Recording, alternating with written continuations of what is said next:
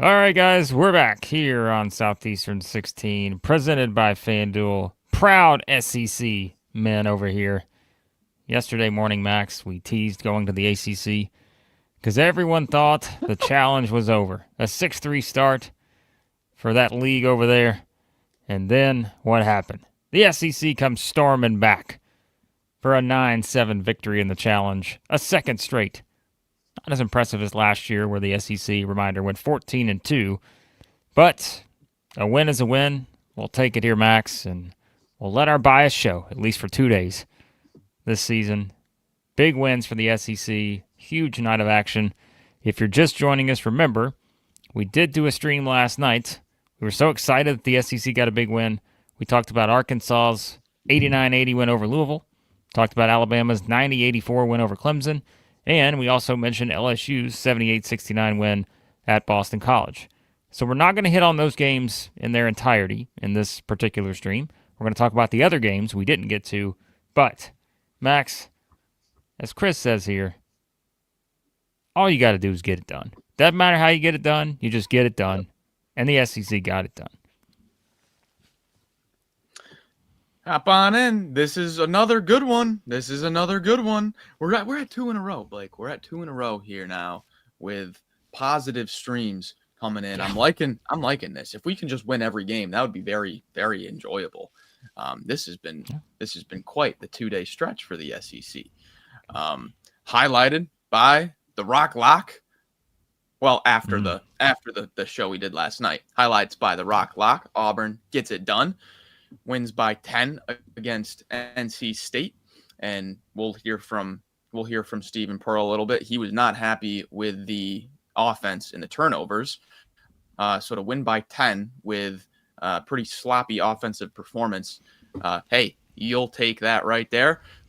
Mississippi State needed one, got one. Needed one, got one. That is what you needed. If you are Chris Jans and company, it games the analytics a little bit. You jump up because you outperform the expectation. It's not going to change too much, but Blake, it's what you needed. I like that from Chris. It was shaky, but we got it done. I like that. Well, that's right. Chris is a valuable member here at Southeastern 16. Yes. One of our many hundreds of members now here on the channel. We appreciate Chris. We appreciate all of you, supporters, MVPs, legends. Got more bonus content coming for you this week. We'll talk about that at the end of the show. But, Max, it's cold as balls here in the garage right now. I'm just going to be honest with you. It's that cold. But you can warm yourself up with whatever you got in your Game Time sidekicks because they have officially licensed stainless steel drinkware. Every SEC school, SEC. Over 350 more universities as well. They got the stainless steel sippy cups, tumblers, 40-ounce bottles, shaker cups. They got it all. Head over there, 20% off, SC16 for 20% off over at GameTimeSidekicks.com. All right, let's get into it. The games we did not talk about from last night. Let's start with, you know what, Salty Tiger, I think, said had to get out of here in a little bit. Make sure we talk about Auburn in the first 30 minutes. So let's just go ahead and talk about Auburn real quick. The Tigers, 83-73 win over my NC State Wolfpack, have limped to a 5-3 start. But the real story here was the man who was trending on Twitter and multiple times throughout this game. Why not? Kevin Overton. Unbelievable. 29 points in this game, played 38 minutes. An absolute warrior out there. 8 of 13 from the floor, 9 rebounds. And then, of course, Keyshawn Hall goes for 28 in 36 minutes, had 10 rebounds. I know he had some turnovers. Auburn had a lot of turnovers, 20 of them. But to still win by 10, Max, and you turn the ball over 20 times, you'll take that against, I think, is still going to wind up being a quality opponent in NC State. Yeah, that was kind of the story of the game here. Won the rebounding battle considerably, and Auburn shoots it well from outside. Overton a big part of that. Hall a big part of that. These guys were just out there flamethrowers from three. Good win for Auburn. Yeah, and you love to see it from Overton. They call him KO. I might just start calling him KO. Oh, yeah, you should. Yeah. So he has the really tough back-to-back Oregon game, Michigan game, right? Plays 30 minutes against Oregon, only 6 points, has an offensive rating of just 70, 0 of 4 from 3. Plays 18 minutes against Michigan, only 2 points, offensive rating of 36, 0 of 5 from the floor altogether, only 2 of 4 free throws. He gets some tough coaching. He gets some tough coaching after that 2-game stretch. And KO, being a junior, being an upperclassman, playing for McCaslin last year, no stranger to tough coaching. He responds with 12 points against St. John's, 29 points against NC State, like 38 minutes in both games. He has been crucial to the past 2 wins. KO got a lot of slack, warranted, did not play well, but wow, what a response. Isn't that what college basketball is all about? Up and down, game of runs, and you respond. Speaking of which, Blake, I do have I think Stephen Pearl might be our new favorite press conference coach. It's a guarantee you're going to get a good laugh out of something that Stephen Pearl says. So he's asked about the game of runs, right? And how he manages it as a head coach. This is Pearl on a game of runs. This is a team that really feeds off of runs and energy, both good and bad. Tonight, the perfect example, a couple 7-0 runs on the plus side, a couple 7-0 runs for NC State as well. How do you kind of balance that out in the emotions of the basketball game, especially coming out of timeouts? Yeah, I mean, they're a team that really goes in spurts, and we knew that. And, it's tough to call timeouts when you're just turning the ball over every possession. So, I know Twitter wants me to call more timeouts, but it's really hard to do that when we're just kicking the ball over the gym. So, but we knew that, they could go on runs offensively, but they could have some real lapses defensively as well. So we wanted to attack that. And, we also knew that their best players were going to play heavy minutes. So in a 40-minute game, you kind of want to keep those guys out there to kind of wear them out and get into their legs a little bit, because late they missed a lot of shots. And I think, us not calling a million timeouts when you have extra long TV timeouts because it's on ESPN, ultimately I think that took a toll on them later in the game. So good job by me. Tremendous. I'm telling you, this guy, he has risen up the power rankings more than maybe any coach in recent years. Has completely just gone from everybody just dogging this guy before he even coaches his first game. He coaches his first game. Obviously, was not the result people thought in terms of beating Bethune-Cookman by 100 or whatever the expectation was.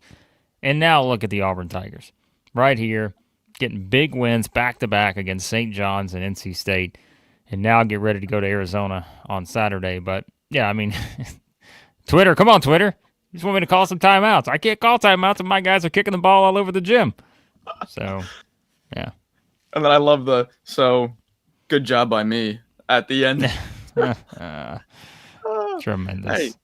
Hey, for an Auburn team that, after the news of Bruce Pearl, it warranted a lot of, questions and worries. No Janai Broom and everything. Man, Stephen Pearl has won me over and then some. It really has. This is a fun team. He's a down-to-earth coach. You can see why the players love him. It's a much different player-coach relationship from player to Stephen than player to Bruce. Man, maybe they don't go 32-6 like last year, but team's still a ton of fun, loads of fun. Yeah, no, I think no doubt. And if you're an Auburn fan right now, even if you're someone who's picking on Auburn, I know Pooh Bear's over there picking on Auburn in the chat. But I'm going to disagree with you a little bit on here, Pooh Bear. I know Pooh Bear is the prophet, but I think Auburn's going to be very competitive in the SEC. Now, they're not going to be as dominant they were last year, but I think they're absolutely going to compete in the top half of the conference. I'd be stunned if they don't, because if you really look at it so far, again, you can pick on whatever you want to pick on with Auburn. If you're an Auburn fan, what do you have to be disappointed by other than a 30-point loss to Michigan, who throttled everybody? Everybody. Michigan just throttled them. And so, other than that, you're going to be disappointed with a 1-point loss to Houston? No way. No chance. And you've got wins over St. John's and NC State now back-to-back. They're 9 games into the season. They've had one disappointing performance in terms of the way they played against Michigan. I don't think anything else. And I know you can say, well, Bethune-Cookman. Who cares? That was game one. They won the game. They didn't lose. Who cares? But, yeah, I mean, I just think that, and now they got a chance to go to Arizona on Saturday, which is going to be tough. It's going to be a tough game, and it may not go in their favor, but to this point, 9 games in, I think you take exactly where Auburn is at right now. You definitely do. And given the first 2 games of the season, well, the first game of the season, and it sets you back outside the top 40 in analytics, super early, but still, I mean, it wasn't a great start. And then right now you're sitting at 20th in KenPom. I think you're a little bit higher in Torvik when you take out the preseason data. But I mean, exactly like Peyton says, young Todd Pettiford has been very inconsistent. You're not getting game in, game out Todd Pettiford. Even in look at the, if you just didn't watch that game at all and you were just box score watching and you're like, wait a second, Todd Pettiford didn't hit a 3. He only made 1 field goal. He only had 6 points and they turned it over 20 times. Like, I don't know if they won. Yeah, they won and they were up by 12 late, kind of controlling it. So only up from here. I like it. Hey, this point too by Chris. If I'm Florida or Kentucky right now, I'd absolutely trade places with Auburn. Would you not? I mean, based on what you've seen to this point, I mean, I'd probably be like, yeah, sure. In terms of resume, and I think that's the thing, right? I mean, getting 2 pretty significant wins back to back. And I know you can say, well, maybe St. John's isn't a top 5 team. Maybe NC State right now isn't a top 25 team with the way they're playing. But I still think season's end, those are going to be teams that are right there. So I think, yeah, resume-wise, and I mean, look, Auburn's at, 30 in the net this morning. Kentucky's at 20, Tennessee 22, Florida 26. So those teams are kind of jumbled together. So, yeah, I mean, I think the way they're playing, I think there's a lot of teams that'd be okay with trading places with Auburn right now in terms of the performance stuff. So, yeah. I think before that Houston game, you wouldn't have said, yeah, I think Auburn's in the title conversation for the SEC. But now, after Michigan has just beaten the brakes off of everybody, and you've got the 11-point neutral win over Oregon, who just almost beat USC. It's definitely not the same Oregon team, but they don't have Nate Biddle right now. They're a little bit banged up. And then you have a St. John's win and an NC State win. With how wide open the top of the league is right now, and with Alabama's injuries and everything, you can't really say, no, Auburn has no shot at contending for an SEC title. They just beat St. John's and NC State. I mean, they don't not have a shot. Well, I mean, we were asked the question last night with the Super Chat. I think it was Josh who asked us how many teams can win the SEC right now. And, I mean, we kept going through our list, and that number kept going higher and higher. And we're like, oh, yeah, it's because I don't know that I feel like there's just a dominant team at the top. There may be. We're going to talk about them in a second. But, yeah, I mean, I don't know if that's the case. But kudos to Auburn. Real good win against the Fighting Will Wades. And, as we said, game of the week type matchup coming up on Saturday when they head to Arizona. What a weekend of games we got here, Max Barr. I mean, folks, we'll talk about the schedule when we get to the end, but there's some big games this weekend. So, all right. Domination. Again. Nice. I mean, how many times did we use this word with the Vanderbilt Commodores, who are now the number 7 ranked team in KenPom, ahead of Arizona, Houston, Michigan State, BYU, Florida, Alabama, Kentucky, Tennessee, Illinois. The Commodores, Max, do it again. We were thinking, SMU's making a comeback as we're watching that, doing our stream last night. And Vanderbilt said, I don't think so. 88-69 over the Mustangs. Tyler Tanner. Chris is texting us last night. Hey, is Tyler Tanner a sleeper for SEC Player of the Year? I said, let's just go ahead and crown the guy right now. Because he may be playing on the best team in the conference, one of the best teams in America in terms of the performance right now for the Commodores. 26 points for Tyler Tanner. I mean, 6 assists, 5 rebounds, 2 steals, a block.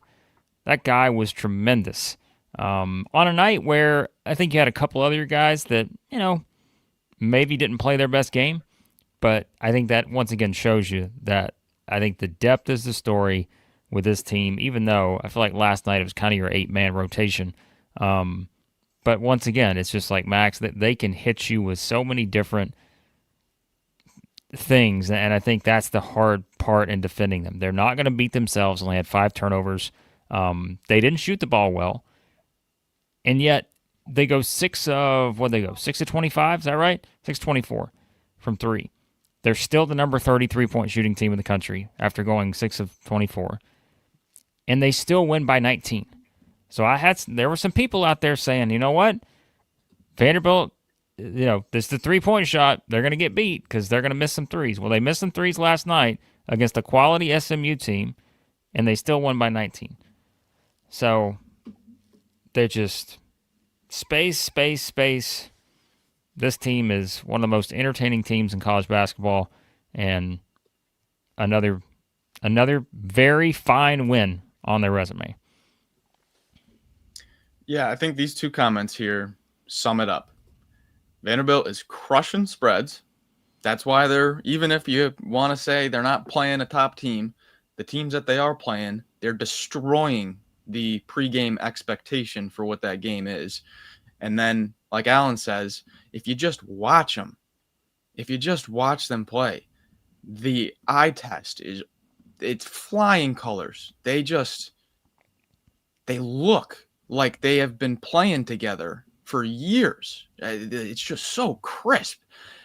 You look at some of these offensive ratings, you still have, now we're into December now, Tyler Nickel, Devin McLaughlin, and Tyler Tanner all still have offensive ratings over 140.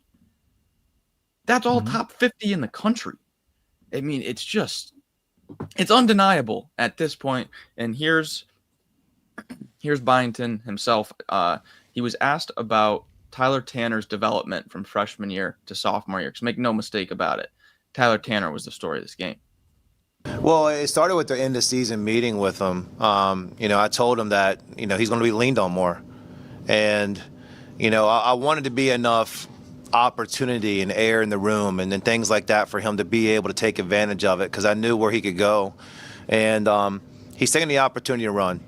We knew that he had, tonight he was unbelievable, and you don't expect that every night. But we know his talent. We know how hard he works. He stands for all the right things. He's cheering on other guys when they make plays, and then tonight was his night. But he's a young guy too, so I think he's just scratching the surface. What you're seeing now is his aggressiveness on offense, and he's finding kind of holes and niches and things like that to be able to get in there. And then also I think too sometimes we play another passing guard with him, and I think they can find him sometimes for threes and be able to make plays for him. And Mark, he's still using his hands, getting his hands on balls and getting steals. How valuable does that help him as he rounds out his game? It makes me look good. And so it's like I get zero credit for that. That's his maybe his mom or dad, but his on-the-ball defense instinctual. He usually gets 1 or 2 of them a game, and they're huge plays. And they kind of suck the life out of the other team. And he was doing it tonight. Frankie been doing that. He got in some foul trouble. But our defense starts and stops with those guards up top. And he starts our defense just like him and Frankie do, and then the rest of the guys can kind of match their energy.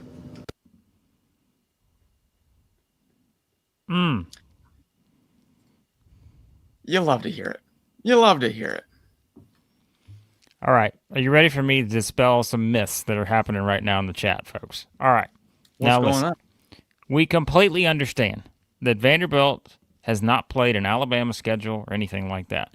But if we want to play a game of trivia right now, how many SEC teams have 3 wins over top 40-ish opponents in KenPom? Any guesses, Max? How many SEC teams? 3. 2. Vanderbilt and 2. Alabama. How many SEC teams have 4 wins over top 60 opponents in KenPom? 2. 1. Vanderbilt. 1. So, at some point, we can say they're not playing anybody, but at the same time, they're just walloping the teams they are playing that are in the top 60. So, I get it. I understand what people are saying. Everybody wants to say Vanderbilt's overrated because they're just going out and destroying teams. But to say they're not playing anybody is a myth. It's not true because they are playing teams. They're just not playing the top 10 type teams that we're seeing some of these teams play, like Alabama, Tennessee, Auburn, whoever. I'm going to forget some names. So I'm not going to just sit here and say, well, they stink because they haven't played anybody. They have played some teams. And so I don't, like you said, I don't think we just discount that St. Mary's a bad team. And this is what we do, right? It's, oh, well, that team's not very good because Vanderbilt beat them by this many points. Or maybe it's just Vanderbilt's really good. That could also be a possibility. So just something to consider. Just something to consider. And look, the prophet, Pooh Bear, says Georgia's better than Vanderbilt. They may be. But Georgia has won. Georgia's beaten number 80 Xavier, number 93 Florida State. That's their best combination of wins at this point. So they've also beaten 4 teams in the 300s. Not taking anything away from Georgia, but if you look at it on paper, Vanderbilt has a significantly better resume right now. So, all I'm saying. Hey, Vandy was underrated, but let's not overrate them. You're right. Let's not overrate them. They're 7th in KenPom. They're 9-0. They're number 4 in the net. Let's not make them number 1 or number 2, but I think it's okay to just sit here and be like, they may be pretty good, guys. They may be pretty good. Yeah, and it's like, just because they haven't played a top 10 team, I mean, look at VCU. You know, you say VCU, people just, fly right over it. Okay, VCU, whatever. VCU went to NC State and was winning with under 10 minutes left. Only lost at NC State by 6. And they destroyed Coppin State and they beat South Florida by 12. Then they play Vanderbilt and get absolutely destroyed. And then the next game, they beat Virginia Tech by 20, who just went to South Carolina and won. Like, VCU could be in the tournament. Right now, they're a top 45 team. They're 42nd in KenPom. Not a bad team. They just broke regulation records in offense against St. Mary's. If they beat St. Mary's 55-52, okay, we wouldn't be here saying this stuff. But they broke records. It's undeniable, guys. Kenny, you know we love you. You say we're pushing them hard. That's all you guys are saying. Understood. But does anybody want to take a guess as to when Florida got its first top 70 win last season? It took a while. They didn't get it till December 17th. So I'm not saying Vanderbilt's going to win the national championship. I said that the other day. But to sit here and ignore the possibility and to say, well, we can't judge how good they are until we can judge. If you watch the team play, you can start to say, I think they may be pretty good. And so that's all I'm saying. All I'm saying. Not saying they're going to win the national title. Not saying they're going to finish undefeated. But let's not sit here and ignore what I think is a pretty clear distinction with what Vanderbilt has accomplished so far. And even though other teams may have better single wins, let's not act like what they're doing isn't impressive. Like, it is very impressive, and they are one of the best teams in the SEC, if not the best team in the SEC right now in terms of performance. And so we'll have some pushback on that. Understood? But I'm just saying. Yeah, their strength of schedule is 140th. I mean, it's yeah, not... That's not 350, guys. I mean, that's not bad. So, yeah. All right. Anyways, we'll agree to disagree. The chat's the best. We love you guys. And right now, we do love the Commodores. They're playing some basketball. We do. For sure. Justin wants us to inject this stream into the veins. We can't legally do that right now, Justin. But there you go. So, exactly. Good point. We get to see them play everybody by the end of the season. We will all overreact accordingly to all that. They are not going to go unbeaten in SEC play. That is my bold prediction. But so far, they've not lost a game. Really stepping out on a limb there. Yeah, this is a pretty big one, I know. So, all right. Here we go. On to the next one that we have not covered yet. And that, well, we're not going to cover that one. Mississippi State. Yes. Oh, well, yeah, I was gonna say we're not gonna cover that one. Mississippi State 85, Georgia Tech 73. Yeah, this was one we said. Just the way Mississippi State had been playing, we were a little concerned potentially. But I think, like we mentioned, I think the SMU loss was disappointing because it's a home game, but you could still see that the path is there for Mississippi State. And so I thought, Max, I know it's Georgia Tech. It's not a great team, but to go on the road, get a 12-point win here, right now, you know what? That's fine for Mississippi State. You'll take that because you just need to build some confidence again. And, I mean, this was a game early on. It was pretty ugly. And, for them to kind of find a way to get the win and do it, Josh Hubbard leading the way, no surprise, 25 points. Epps had 14. Yeah, I think that's all you're looking for right now. You're just looking for development and progress for Mississippi State, and I think that was a crucial win because you've got some of those like tricky type games coming up, although I think San Francisco just lost to North Alabama. Nothing against North Alabama, but that's the next opponent. And they got Utah, who we know is already beating an SEC team. So Mississippi State needed that one big time. Yeah, and I was very curious to see what Jans would do with the starting lineup because in his last press conference, he had mentioned that he's going to switch things up. And he goes Hubbard and Epps. We finally get a little bit of consistency there. Hopefully, they can both stay healthy. But then he goes Jabari McGee, so plays 3 guards. Then with Brandon Walker and Davis Fleming, Brandon Walker and Davis Fleming were just rotating with Sean Jones and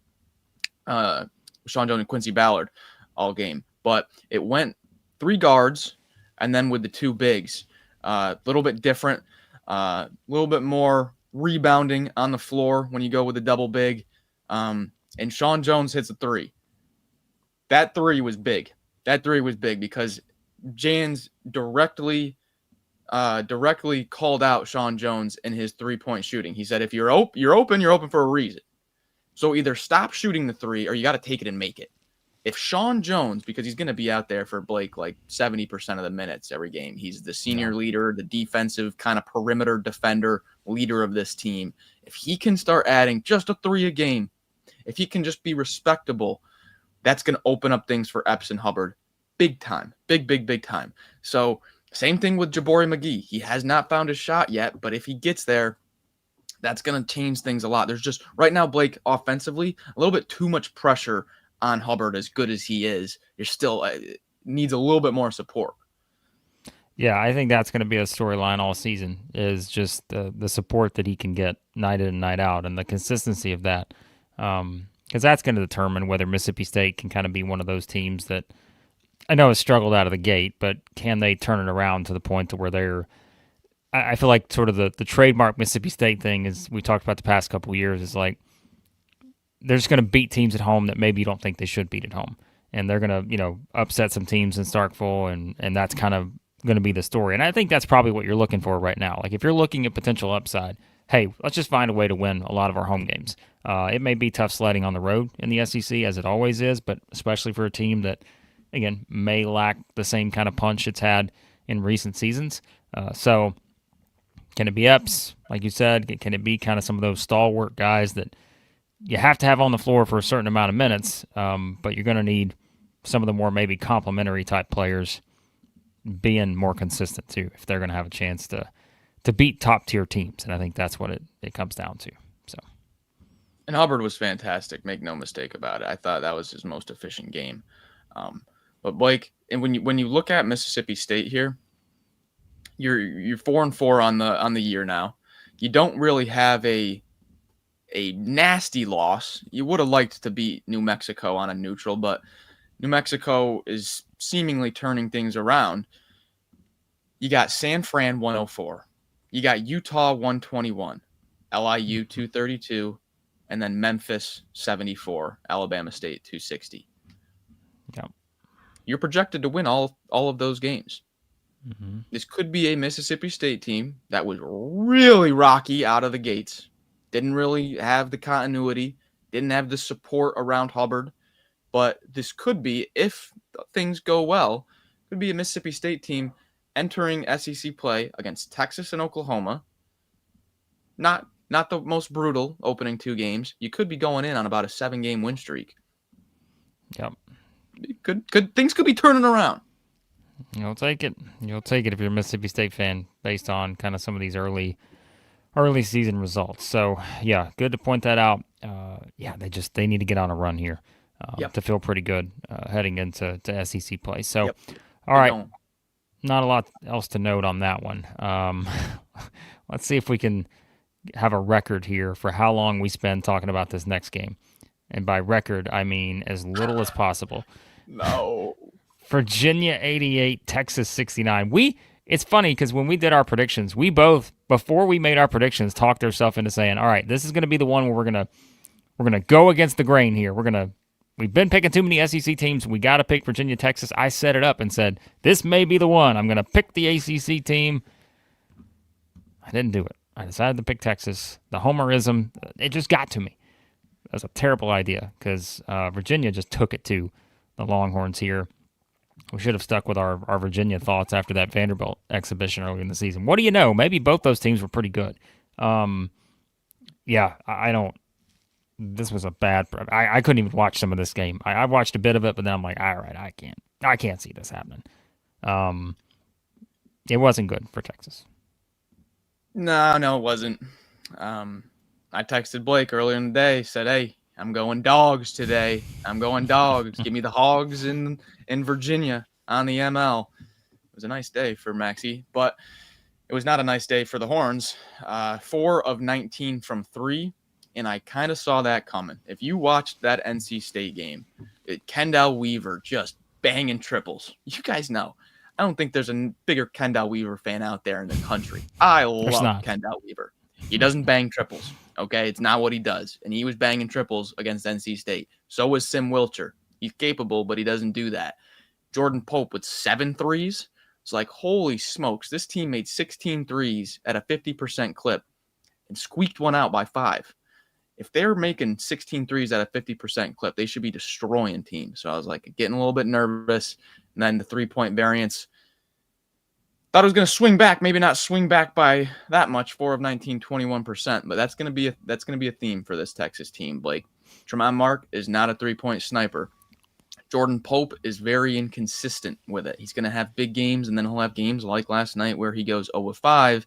And if you're playing a team like Virginia that's got the front court, and that's just going to hammer away, good coach team. Chance Mallory, the freshman, is a development for Virginia I didn't see coming. They're probably even better than I thought, and we were pretty high on Virginia preseason. Just outplayed. Pretty much just outplayed. I don't think there was any funny business. I watched the whole game, and it never looked like Texas was the better team. Yeah, Texas dropped to 94 in the net. We want to talk about some teams that feel like they're already entering somewhat of a danger zone. Long season, but if you want to say like compared to last year, like Texas at 94, Ole Miss at 121, Mississippi State at 143. Like this is, we talk about like the bottom of the league. Like this is where last year, how many times we saying, oh, there's 14 teams in the top 40 or whatever. I mean, that just shows you like the difference so far in terms of some of these teams, and not just losing games, but like the way they're losing games too, and how it's affecting some of these advanced analytics and dropping them as much as they have. So, we said it, man. I think it's like if you're Texas, you really, I don't know that it's like changing your season, but if you just find a way to beat Arizona State, and then let's say you go into that next game and you're playing someone other than Chaminade, and even if you lose that one, right? Would that have been USC maybe? I don't remember who they would have played. I think it would have been USC. So it's like that wouldn't have hurt you either way. But like to be sitting there now, yes, you have the NC State win, but like we said, NC State's they're a work in progress. And now it's like you're looking down and thinking, man, if we don't go win at UConn, what a statement that is. We don't got much to work with heading into SEC play because that's where we talk about too in terms of. I'm talking about Vanderbilt. Well, yeah, Vanderbilt's got 5 wins in the first 2 quads as it stands right now, right? But, like, you're looking at Texas, 4 of their 5 wins have come against the quad 4 teams. They're playing the teams in the 340-plus type range in Ken Palm and all that. So, Yeah, you got a lot of ground to make up. You can do it once you get to SEC play, but remember, too, we mentioned the schedules early in the season. Texas's SEC schedule, they're going to start with a very winnable home game against Mississippi State, and then here are their next 3 games. At Tennessee, at Alabama, home against Vanderbilt. So they got a rough start to SEC play. And, after that, their next 2 road games are at Kentucky and at Auburn. So, they don't have a lot of room for error. So I want to see how they progress from here. Like you said, I think the inconsistency, you need a little bit more of that in terms of guys who can just knock down shots on a regular basis. But right now, they got to defend better. They got to make shots more consistently. And, not sure what to make of the Longhorns at the moment. 70th in the net. As of yesterday, I'm not sure if it's been updated yet. But it's not. They're 94. So 94th now. Okay, Yeah. So Torvik hasn't updated the net yet. So 94th is even worse. Yeah. 57th in KenPom right now. Can you guess? This is so early, but what is Torvik's percentage for Texas to make the tournament? It's 19% right now. They've got a lot of ground to make up. This is going to be a team, even if they are making up ground, Blake, they kind of have just planted themselves on the bubble for the rest of the season now, unless it's an SEC, unless it's a conference season that we don't see coming at all, and they really find something. But you're playing from behind now. Yeah, and we'll wrap it up there on Texas. And I'm going to get into another discussion here in a second because I do want to, as much as I hate the net rankings, I want to at least kind of show you how teams are being grouped right now. And we'll explain it within the quad wins, I think, tell the story for a lot of the SEC at the moment. Before we get into that, say about our friends, the Yearly Company, Nashville-based fine jewelry, all kinds of great stuff. They've given us a follow-up here to mention some stuff they got going on. Look, remember, if you wait until the week before Christmas or something to do your shopping, that inventory gets a little limited, folks, because people are out there buying. Because they've watched Southeastern 16. They said, I'm heading over to the Yearly Company. I'm getting 100% off on the sizing kit, SC16 kit, 100% off, and I'm going to go buy everything they got. Well, they're not going to have much inventory if that happens. I mean, they're working hard. Don't get me wrong. They're working hard over there, but they can't keep up with the Southeastern 16 demand. All you people, thousands upon thousands, rushing to Nashville to buy your jewelry from the Yearly Company because they got the lifetime guarantee, they got the solid 14-karat gold, the natural gemstones, every bangle custom size. So again, you got to get that size and get 100% off SC16 kits over at the Yearly Company. Also, ROKFORM, ROKFORM.com, the world's strongest magnetic phone case, extreme protection, super strong magnets, Rock Lock, secure mounting. We went 2-0 on our Rock Locks, I think, for the challenge. Maybe we're turning things around here a little bit. Phone cases, accessories, SEC25 for 25% off over at ROKFORM.com. All right. You have a few clips we want to play here, Max. Let's do these first, and then I'm going to get into kind of my thoughts on where these teams are grouped right now. Yep. Alrighty. You guys know me. I love a good post-game press conference, and I love a Calipari post-game press conference. I admittedly, folks, have been probably the hardest on Malique Ewin. We had big expectations for him. JC Hoops got us all fired up with his Malique Ewin all SEC prediction, and we're getting all excited. And I was a little bit disappointed, but holy smokes, was that Ewin's best game so far? And Calipari had an interesting, what do I want to call it? An interesting coaching take on how to get Ewin back into his flow. Listen to Calipari here on what he did with Ewin this week. And I'll say it, everybody, you don't care about winning. You only care. Well, I'll be honest with you. Malique Ewing doing what he did today got me going more than the W. Because we got his life, our team, all the stuff, and what we did. Now, he did it. He performed. But I went back and I watched both Florida State Louisville games last year. And I'm like, where's this guy? No fadeaways, No crumbling of the legs when I shoot it. No missing 2-footers. He balled and rebounded and played through bumps. I showed him the clip. I gave it to him. I said, watch it tonight, watch it tomorrow morning, watch it before the game. That's who you need to be. Now, because I'm that guy, I had to show the team. Look. So what it basically becomes is his choice. He can play that way or play like he's been playing. Does anybody want to play with him when he's that way? And what he did and how he did it, he's going to help us. He's going to help himself. The thing is, you can't have a Cal press conference and just listen to it. You got to actually watch him. Yep. You got to watch the gyrations. Like, you got to watch the movement.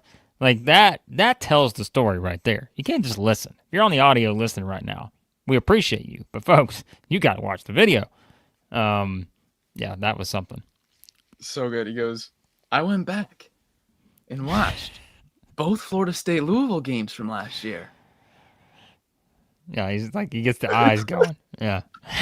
Oh, God. My. Too good. But how about that, right? Showing last year's Ewin film to the rest of the team and saying this is what your teammate is capable of.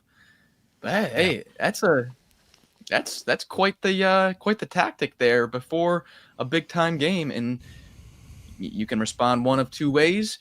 Ewin decides to, I don't know if it was a decision or if it was just a confidence boost, a reminder, or whatever it was, it worked. Because that was Malique Ewin's best game. And if he's playing like that, 7 offensive boards in 17 minutes, that's the front court we were talking about all offseason, Blake. Yeah, I'm going to be writing about Arkansas's front court in my basket under review column for tomorrow. I'll tweet that out as usual. But yeah, have some thoughts on Arkansas and the heading of that section. We'll get Arkansas fans ready to run through a brick wall. I'll tell you that right now. Fired up on the Hogs. All right, what Nate Oats have to say? We didn't get the audio last night, but give us some audio from Nate Oats here. Here's Oats on what kind of happened in the second half, and was very happy with some play from his big men. Won a lot of games this year, and they're tough. They're a veteran group. Any team coached by Brad's not going to quit. We knew that. We tried to tell our guys that at the half, and then the first 2 possessions of the second half, we give up transition layups, and then we're in a dogfight from there. But to get down 1 and then shoot with, I think we're down 1 with less than 3 minutes to go and finish on an 8-1 run. We made some big stops late when we needed them. I think Aiden Sherrell's really coming.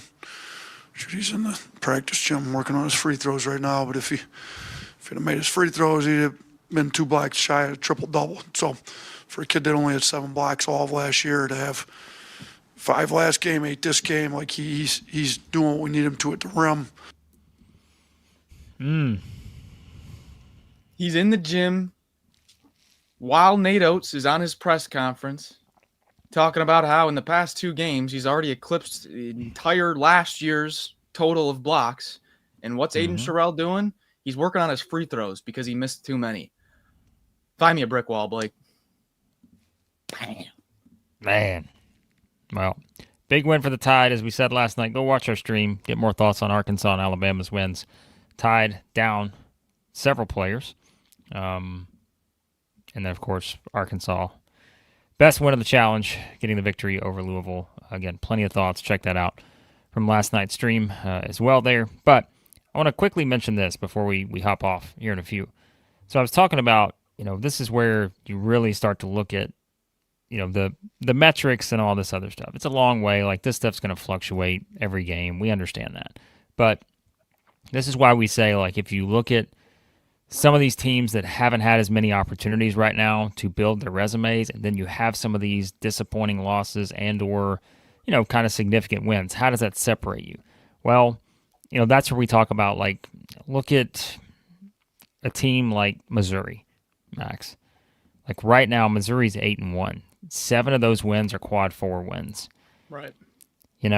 And it's just like, and they're 65 in the net right now. They've only played played 2 games in the first 3 quads. And so it's like, that's where we say, like, the Notre Dame game, is that the one that kind of comes back to haunt you?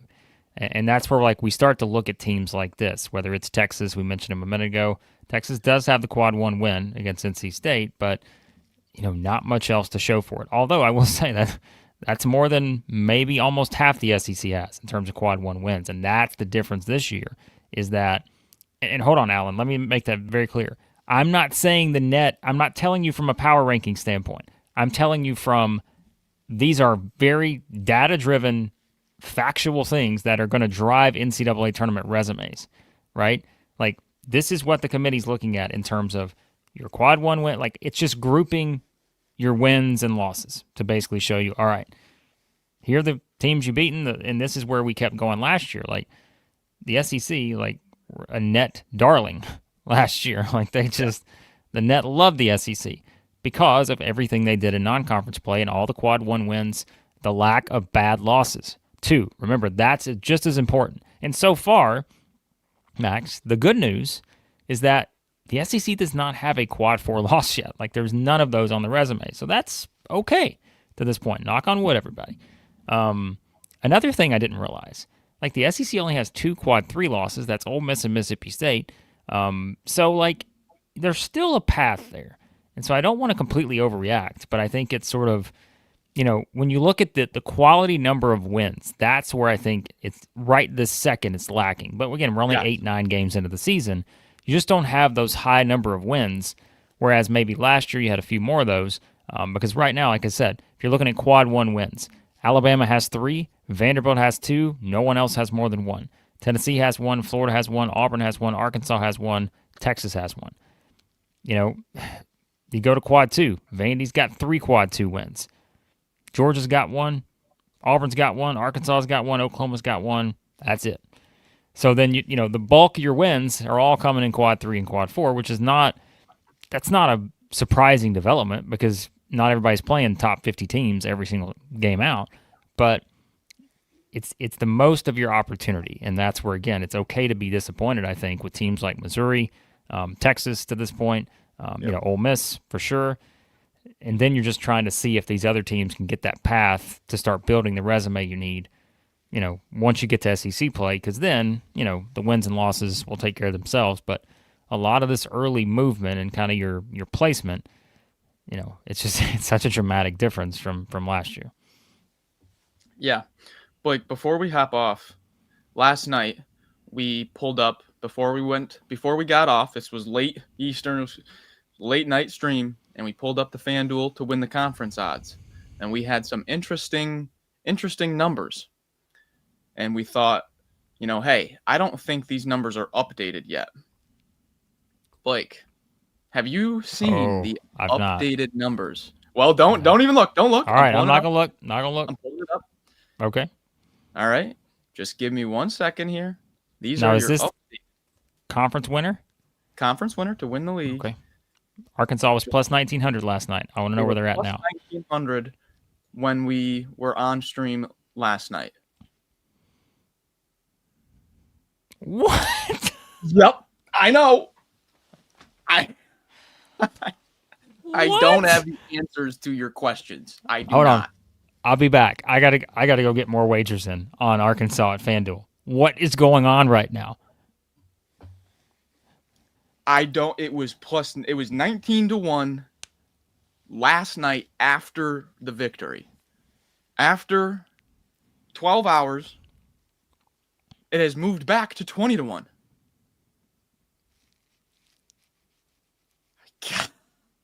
Come on. I don't know. Bet responsibly. But I see the best value on the board right there, and it's the Arkansas Razorbacks. Not saying they're going to win the SEC. When you place these kind of bets, it's about value. That is a lot of value on Arkansas. Meanwhile, we made our claim last night about Vanderbilt in that I don't think now's the time to bet Vanderbilt. I think you're going to have to hold off for a little bit because either they're going to go sky high to where they're the leader in the clubhouse at some point soon, or maybe let them lose a couple games in SEC play, then jump all over it.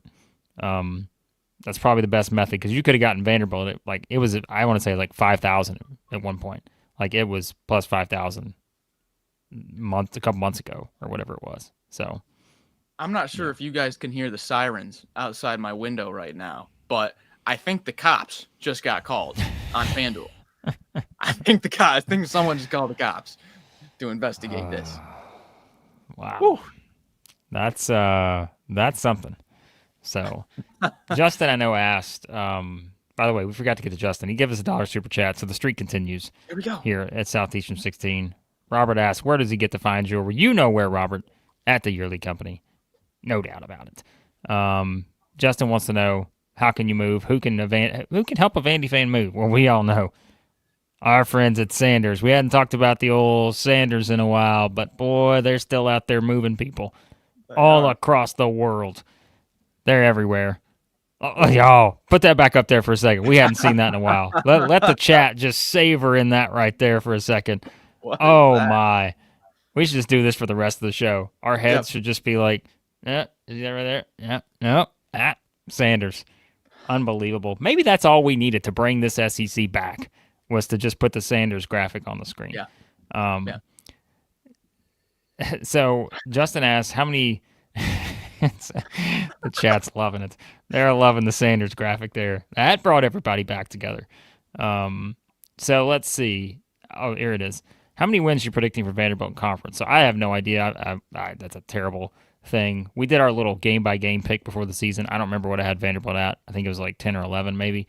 I don't know, but I'm telling you right now, Ken Palm has Vanderbilt at 13-5 in the SEC. Has Florida at 12-6, Alabama 12-6, Kentucky 11-7, Tennessee 11-7, Auburn 10-8, Georgia 10-8, LSU 10-8, Arkansas 9-9. Which, if Arkansas finishes 9-9 in the SEC, we got some problems here. So, but it's happened before. Okay, this is probably going to change. They're projected 13-5, but right now, if you look at Ken Palm and the projected final scores, Vanderbilt is projected to be the winner of every game until play Kentucky on the road February 28th. Now, that might change because they play on the road against Auburn, projected to win 82-81. They play on the road against Missouri, projected to win 84-81. That's why it's 13-5. But if you're just looking at Vanderbilt's Ken Palm page, there is a W next to the score for every game until February 28th. Wow. How many people have already set their notifications for December 17th and December 21st when Vanderbilt plays at Memphis and at Wake Forest, and they're just waiting for the Commodores to slip up so they can come back in here and say, what about them Commodores? I'm kidding with you guys. That will be interesting. A couple interesting games, though. Let's call it what it is. It'll be interesting games. Those, I know Oklahoma just did what they did to Wake Forest, but I still think that Wake Forest team is not bad. They played Michigan to a point. Those are two tricky road games for Vanderbilt. And Memphis is not the Memphis of previous years. I think we also can agree on that. But I'm not saying I'd be shocked if Vanderbilt slipped up and lost one of those, but they will be the favorite in both. So, yeah. All right. We're almost out of here. Any thoughts you guys have on the way out? Let us know. Questions, comments, super chats. Here's one. Word Up Ninja asked, does Florida still have the highest ceiling? Or doesn't Florida still have the highest ceiling? That's a great question. I don't think I can confidently say that anymore. But I think they do. But I'm not as confident on that answer. I think Alabama may have the highest ceiling. I was just going to say, given Alabama's results without all their starters, I would say Alabama's ceiling. But, I mean, it's a great question because Florida is 12th in Ken Palm right now, and they've played at their floor pretty much. But I'd still probably say Alabama higher ceiling. Yeah, I think I'd give Alabama the edge right now. I think you could still throw Florida in that mix right behind them. If Arkansas's front court played like it did last night, which I don't know if they can do that every game, I think Arkansas' ceiling is drastically would improve drastically, and they'd be right up there.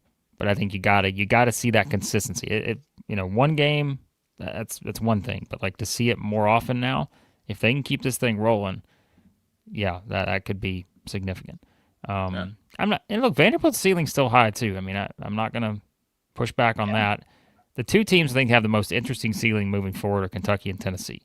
I think they're very hard to slot right now. Kentucky, just because you haven't seen Quaintance yet, Lowe's still out.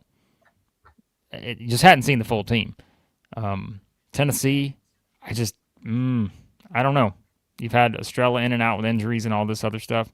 So we're going to learn a lot about Tennessee the next 10 days, though. Illinois on Saturday, Louisville the following Tuesday. So, yeah, good bunch of games coming up. I'm going to quickly run through that before we hop off here. We're going to keep this under an hour, but Kentucky and the Zags tomorrow. No games tonight. Sit back, exhale, watch the Cowboys and the Lions. Kentucky and the Zags tomorrow. Saturday, you got Tennessee, Illinois, also in Nashville.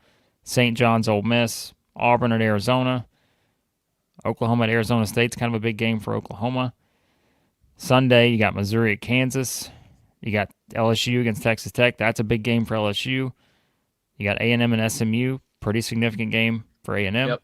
So, yeah, big weekend slate coming up. Huge one on Sunday, too. It's not huge for most people, but for Mississippi State it is. Yeah. They got to win that game. On projection against San Fran on Sunday is 5 points. It's a very losable game. San Fran's not bad. Yeah. There you go. Yeah, good point here, too, by William. And we'll see what Missouri looks like. Remember, without Jaden Stone, too, like that's a big one for Missouri right now. But they don't have a lot of room for error with this non-conference. They really need to find a way to beat Kansas. Easier said than done. But they could use one of these against Kansas or Illinois for sure. Yeah, we'll see if they get it. All right. We're out of here. We appreciate you guys. As always a passionate discussion in the chat. The SEC's back, getting the win over the ACC in the challenge yet again. And you guys are the real winners here because you're fantastic. The chat always brings it. And yes, we will have a lot of bonus stuff coming up, as we said, for our members. If you're an MVP or a legend, upgrade your membership to one of those tiers. You get bonus content every week. SEC Mailbag was originally scheduled for today. I think we're going to do that tomorrow now.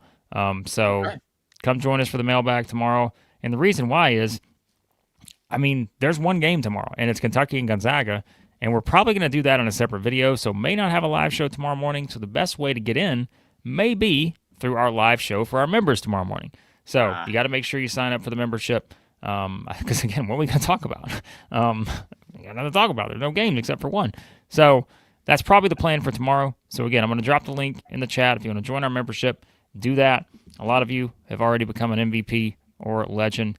Sam Smith's Legend Show is coming up soon. We've got Chris Lee on the schedule. Sam, we're going to get you your info. Check out that community post, and I'll send you the info on that. And then the next person in line will be up for our review show. I'm trying to remember who that is. You know the best way to find out who that is, Max?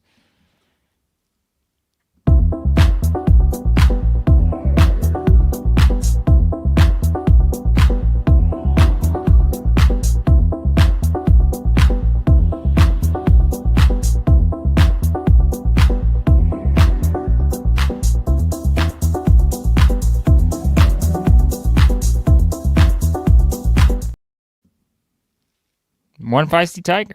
One Feisty Tiger is going to be next up. So, One Feisty Tiger, you're up picking your topic to jump on the show and review with us for our members. Tremendous stuff here at Southeastern 16. All right, you guys are the best. Subscribe, like, turn on your notifications. We appreciate you as always. Talk to you soon here at Southeastern 16, presented by FanDuel.